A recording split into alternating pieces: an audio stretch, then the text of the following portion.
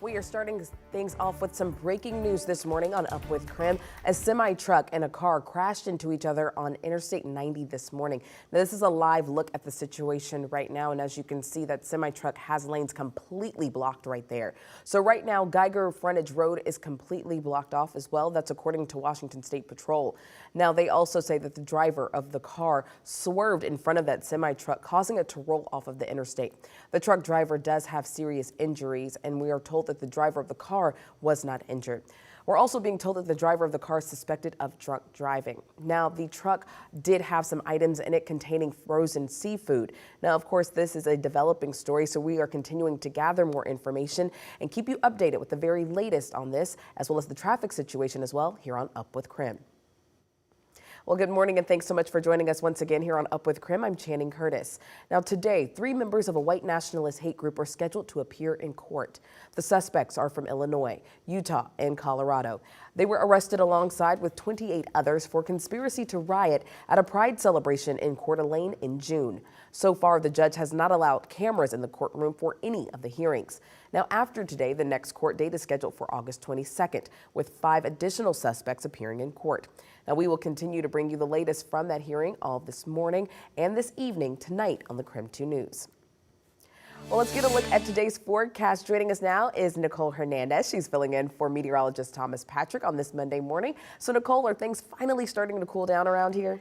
A little bit today, more tomorrow though. So really just have to get through today before we really start getting to the bulk of the cool down. So not too much left, unfortunately, so still today very warm. Good news though, it's really nice outside right now. You can see the sun is up, the sun is officially risen, and you can see that orange glow, just kind of the remnants of it looking over Spokane. Right now, nice and warm, 71 degrees still in the Spokane area. Similar temperatures across our entire region as well. 79 in Wenatchee, 71 in Moses Lake, 71 in Spokane, 68 in Coeur d'Alene, and our coolest is 52 degrees over in Sandpoint. Now, like I mentioned today, and not quite cooling down too much yet, we are still under an excessive heat warning. Today is the last day. That will be ending at 11 p.m. tonight before we start cooling down through the rest of our week. What that means for our temperatures today, warming up pretty quickly and getting pretty hot throughout the rest of our day. We are going to be in the 80s by 9 a.m., 90s by 11 a.m., and then reaching a high of 98 degrees. So not as hot as we were this weekend, but still nice and warm for your Monday.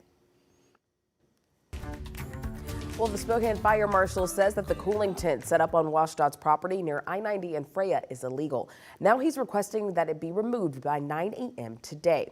If Jules Helping Hands does not take it down, WashDOT will be fined more than $500 for every day it is still standing after today. Now, the tent was set up by Jules Helping Hands, but as of right now, they don't have a permit for it. WashDOT and Department of Commerce released a joint statement responding to the fire marshal's letter, saying that they will not take action to remove the cooling center during this extreme weather. Now, we might have seen the worst of the triple-digit temps, but it is still going to be dangerously hot out there. So with that being said, all 4 Spokane libraries are extending their hours to help people escape from the heat for another day. So Shadle Park, Liberty Park, Hilliard, and Central libraries will be open today from 9 a.m. until 8 p.m. tonight. Originally, these extended hours were set to end yesterday, but with temperatures in the high 90s, they decided to add on one more day. Now, in addition to the 4 libraries with increased hours, city officials are still encouraging people to use its splash pads and pools to stay cool all throughout this week. Now, if you would like more information, including a link to the city's cooling centers and a look at our forecast, text the word HEAT to the number 509-448-2000, and we will send you a link with all of that information right to your phone. New overnight, a Newport man is in police custody for allegedly shooting his wife. The Pend Oreille County Sheriff's Office says that they responded to a 911 call from a man who told them that he had shot his wife. When officers arrived, they found the body of a woman who had been shot. The Washington State Patrol Crime Lab and the sheriff's deputies are still investigating exactly what happened. Well, a reminder on this Monday morning that Washington's primary election is tomorrow. Across the state, voters will decide who will be on the November ballot. So KREM 2's Malia Kamal is live this morning with everything you need to know about tomorrow's election and where you can get help voting if you need it. Good morning, Malia. Good morning, Channing. Yes, tomorrow is Washington's primary election, and I'm here at Spokane County's election office, and this is one of the locations where you can drop off your ballot. Now, let's take a look at who's on the ballot. Now, in Spokane County, voters will decide who will be on the ballot for county sheriff. There's Wade Nelson, John Knowles, and Michael Zoller, who are running for the position after current sheriff Ozzie Knukovich announced he would not be seeking re-election. Now, voters will also decide who will be on the ballot for the county prosecuting attorney. So that's Stephanie Collins, Deb Conklin, and Stephanie Olson, who will be challenging incumbent Larry Haskell for this position. Now, Haskell is running for this third term. Most voters should have received their ballot in the mail by now. All you have to do is fill it out, get it in the drop box, or postmarked in the mail by 8 p.m. tomorrow. However, if you didn't get your ballot in the mail, you still have time to get a ballot. You can head to the voter service center across the county to update your voter registration, get a replacement ballot, or just ask any questions that you might have. There are 2 voting service centers in Spokane County.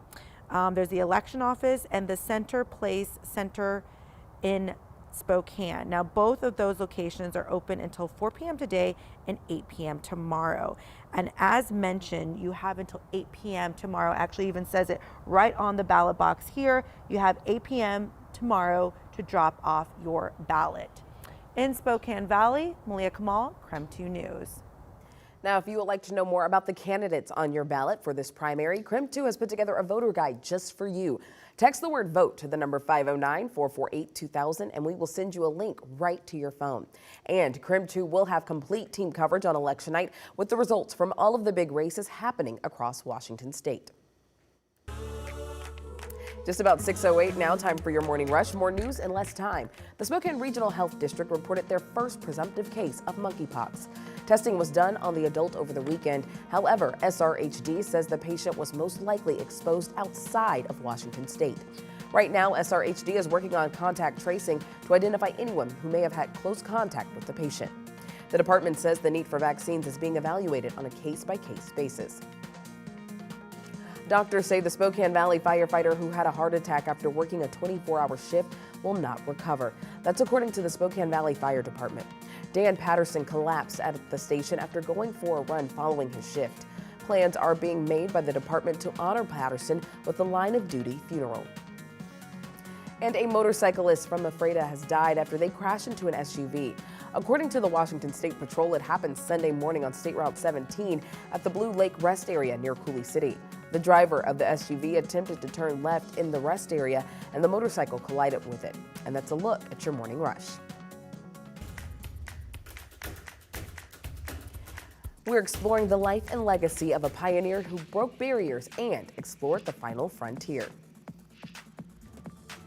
And here's one thing you need to know about today's weather. Today's high temperature is 98 degrees, well above average for today specifically, but not quite record-breaking temperatures. I'll have your full forecast coming up, explaining when we start cooling down. Time now for your wake-up call. Today is Monday, August 1st. And so we want to know, what are you looking forward to this month? There's a lot happening throughout the month, so I'm sure there's lots to look forward to. We've gotten in several responses this morning. This is a really cool one from one of our viewers in Wenatchee. They won tickets to the Mariners game for August 22nd, so really looking forward to that. That sounds awesome. I'm in. But this one is kind of my favorite. My husband is looking forward to winter so he can complain about how cold it is. That is hilariously shady, and I love it. Because when it's this hot, you want it to be cold again, but then when it's cold, you're like, wait, no, where'd the heat go? Exactly, exactly. I love it. So text us what you're looking forward to 509-448-2000 or post to social media and use the hashtag #UpWithKREM. Well, taking a live look outside on this Monday morning, we say good morning to you, Inland Northwest. You know, as we're starting off this work week, at least it's a little bit cooler than it has been the last few days, so we'll take that good news. Let us know where you're watching from. Text us 509-448-2000. Go ahead and grab another cup of coffee and join us for more Up with KREM.